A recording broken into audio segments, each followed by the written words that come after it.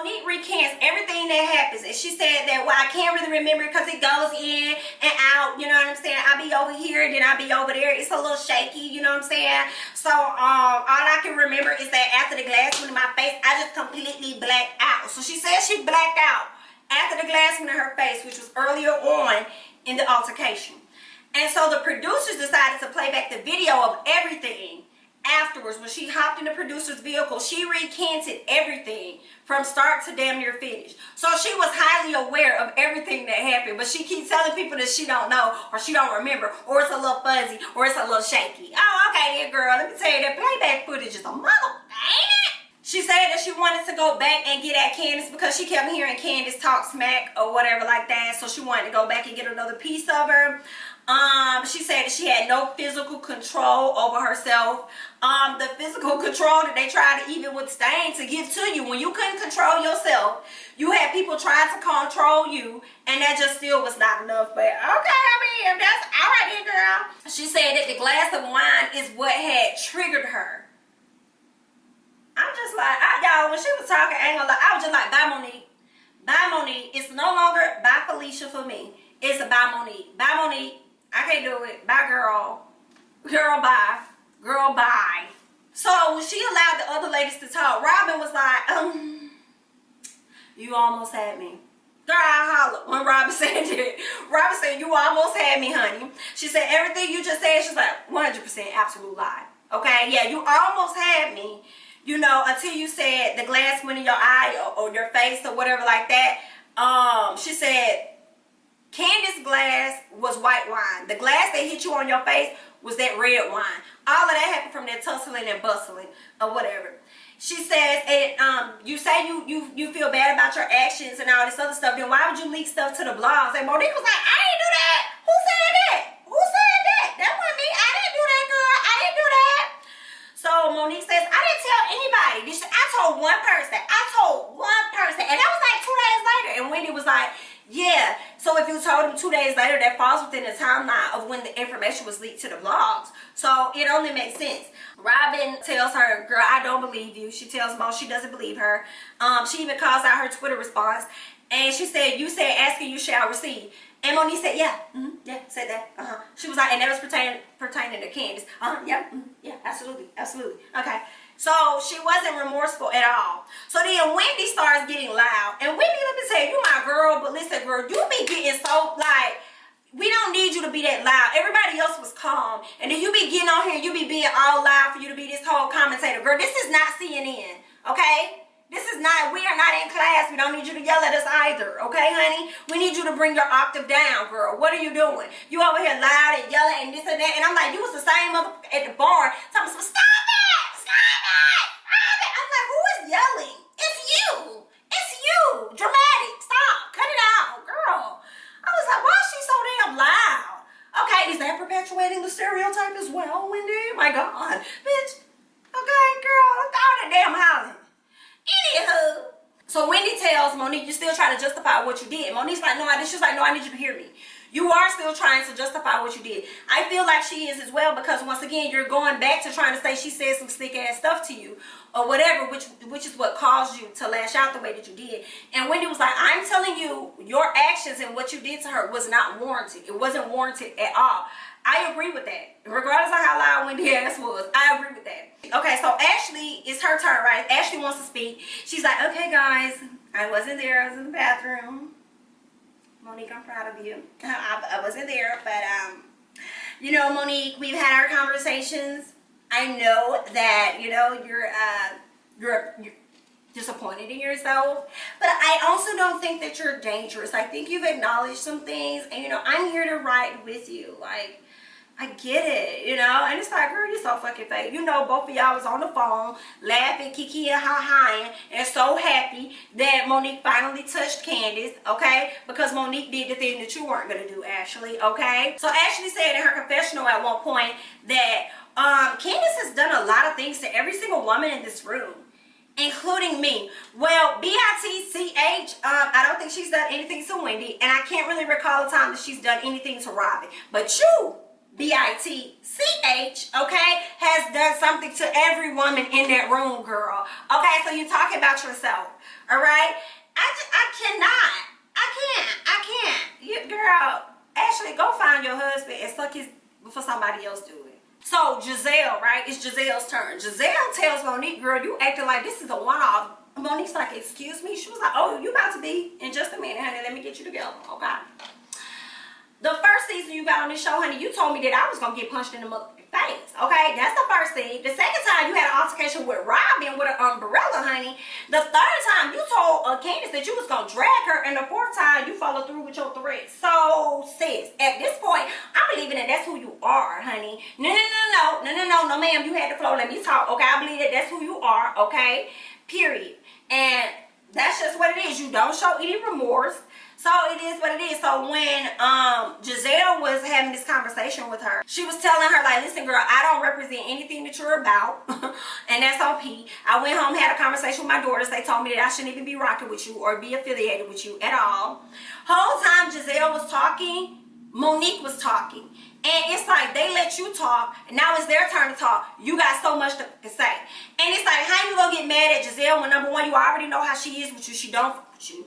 Number two, how you gonna get mad at Gizelle when you came here in hopes of getting on that good side or in order to get in front of the situation because you said, I'm nervous because I feel like all the ladies have made up their minds. So that means that you was hoping that it was some way that you could be on that good side in this situation, okay? And you see that it ain't going your way. So then now you want to sit up here and try and be like Robyn said, condescending and get smart and do all this other shit. Bitch, I'm not in the hot seat. That's how I feel like if I was just saying, I'm not in the hot seat, my dear. You are. It's your turn. Okay? So don't be trying to come at me all slick or whatever. Gizelle was like, listen, boo-boo, I ain't got nothing to do. I don't want nothing to do with you, girl. I'm gonna go ahead and just like, I'm good. Okay? So Monique, once again, gets slick, says, okay, you can go. And I'm like, BLT, you can't tell me that I could go. You can't tell me. You already saw I was standing up. So don't try to act like you dismissing me like you was doing something, baby. I was already headed out the door. And that's on P. And you saw that from the moment that I stood up. Okay? You just can't deal with your shit and stand in your shit as much as you say that you're going to stand in your shit right now. I can't see. I can't see that you're standing in it. But girl, whatever. Alright, but before all of that happened, Robyn cut off Monique or cut off Gizelle, and she just started to just like let Karen know, like, yo, she being condescending, like she told you being condescending as fuck. Like, this is a serious situation. Karen, you the one who came and hosted this whole event trying to get us to listen to your homegirl, but you ain't even got no control over the situation. Okay, now you know if that was me and Gizelle, you would be all up our motherfuckers. I completely agree with Robyn. Okay, so then Karen stands up. Stop, can you guys lower your voice in my house? I'm like, Karen, go sit your ass down. Because Wendy was just loud as hell and you didn't give a damn how loud she was. Okay, but now that they calling the shots on you, now you want to tell everybody to be quiet. She over there like, y'all need to be quiet. Don't be calling me out in my house. Don't call me out. I need y'all to lower y'all voices. Do not call me out in my house. Okay? Don't do it. Monique, you are my friend. All of y'all my friend. No, they not. Stop lying, because you know the standard would not be the same if it was Gizelle and Robyn. She says, but listen, I'm going to tell you, I'm here. I'm riding with you. I'm riding. But you fucked up.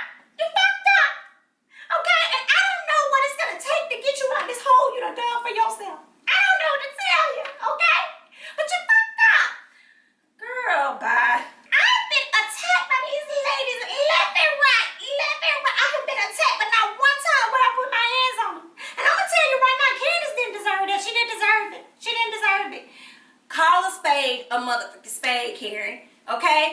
Call a spade a spade. I wish you would have said it a long time ago. Okay? You knew that she didn't deserve that, but you didn't want to really, I guess, pick a side or whatever. But, I mean, whatever.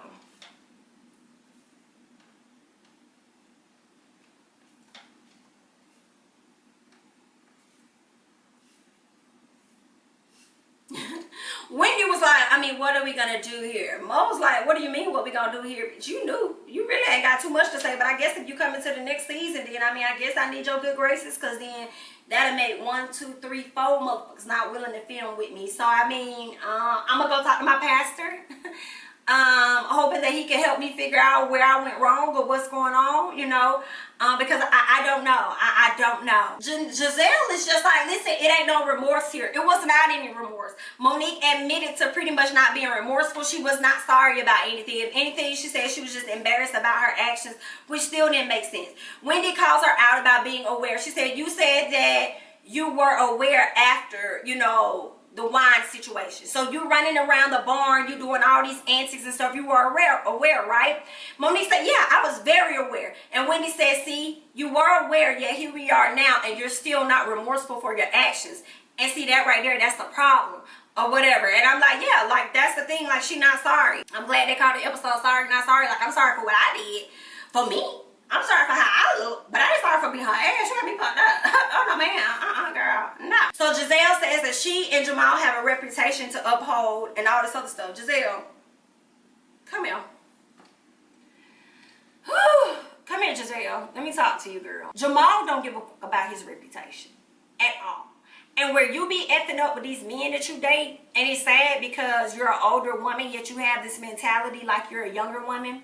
You be already placing these people in certain areas in your life that they may not have stood up to, or may not have done enough for you to even be at that certain level in your life. Another thing that you do this little thing that young girls do where they start to fantasize and they can see like what life would be like with this person. So you start to put yourself in a position that they have not given to you.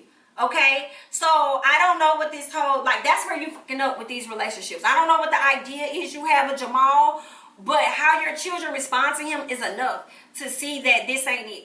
And your kids see that everything this man really do for them, because he had the money a long time ago. He wasn't trying to do it before until he got with you. These kids see it as, yeah, you doing this to flex in front of our mom, to make it seem like, oh, I'm doing this and I'm doing that for the girls or whatever like that. You're doing it to impress their moms. So I wouldn't blame, like when they said that he would FaceTime them.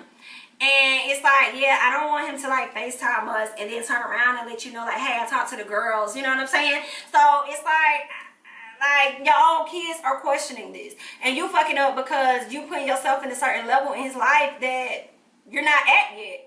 Okay, so I mean, I don't know what to say to you, but you gotta get that together. Okay, stop adding this man on what you got going on, and then talking about fuck his reputation. He's already messed that up, and it's ongoing.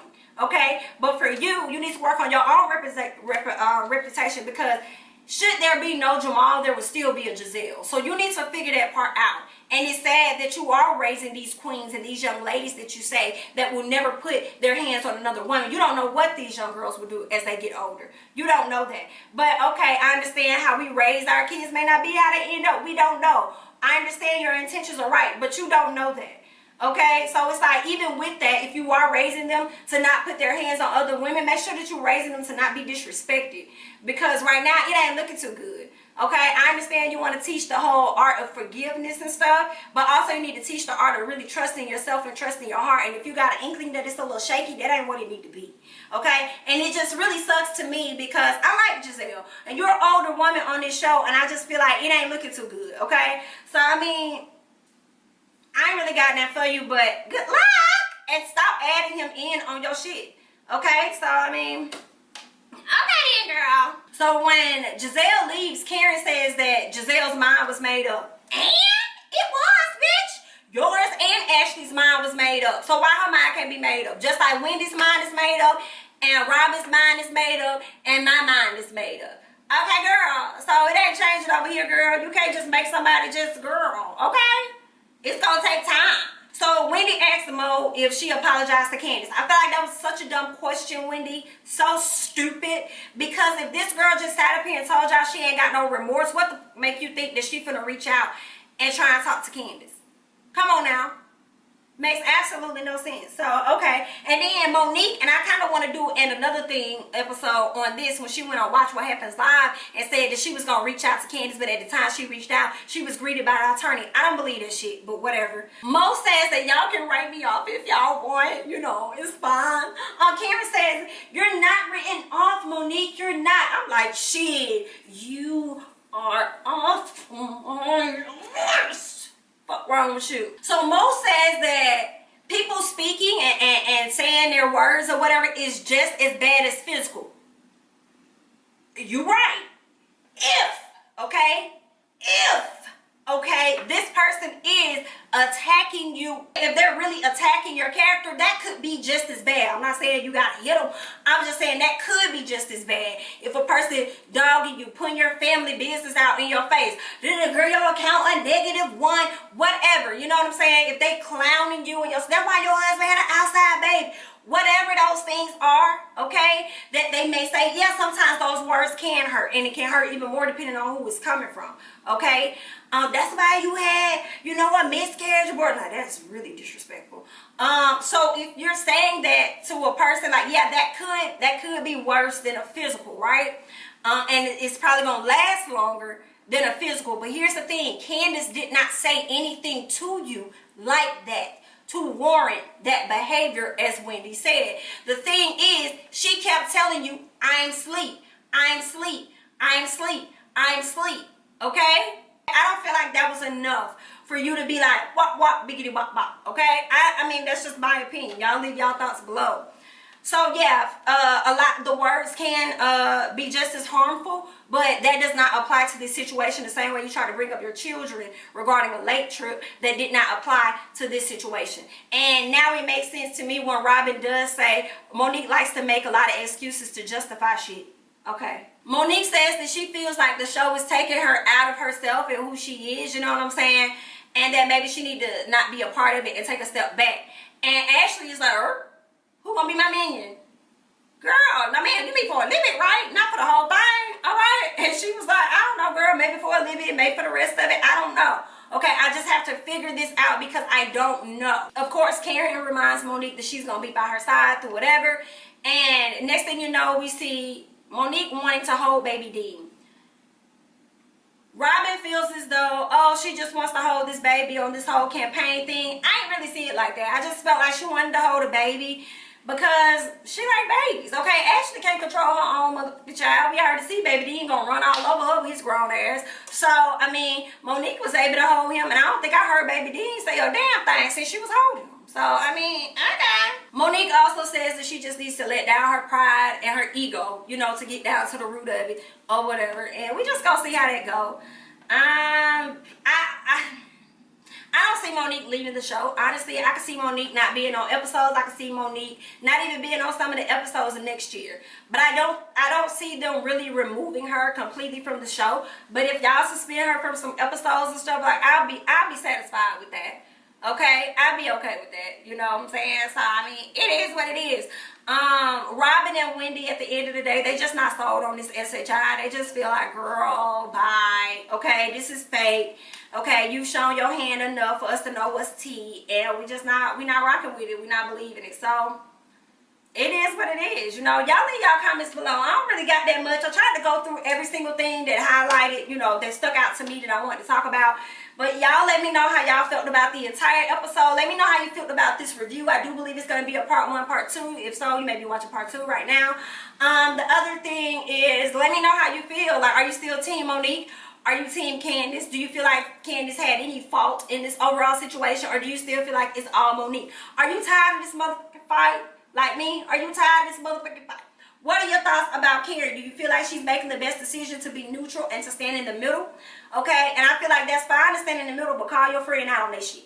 And how she did it today for me was what I wanted her to do. Like, let her know, like, what you did was wrong. You fucked up. Like, period. Okay? Cool. So I can appreciate that. But y'all let me know about y'all comments. How did you feel about Gizelle bringing her bodyguard? What were your thoughts about that? How do you feel about her attaching her reputation with Jamal as a couple, you know, versus Gizelle Bryant has her own reputation, her own legacy that she needs to be concerned about? Y'all let me know about how y'all felt about this entire episode. What were your thoughts about Candiace going to therapy and not owning any part of the altercation? Y'all leave y'all comments below. Let me know how you feel. I'm Jamie, that's me. Don't forget to like, comment, subscribe, share my videos, and I'm going to catch you guys in the next one. Bye-bye.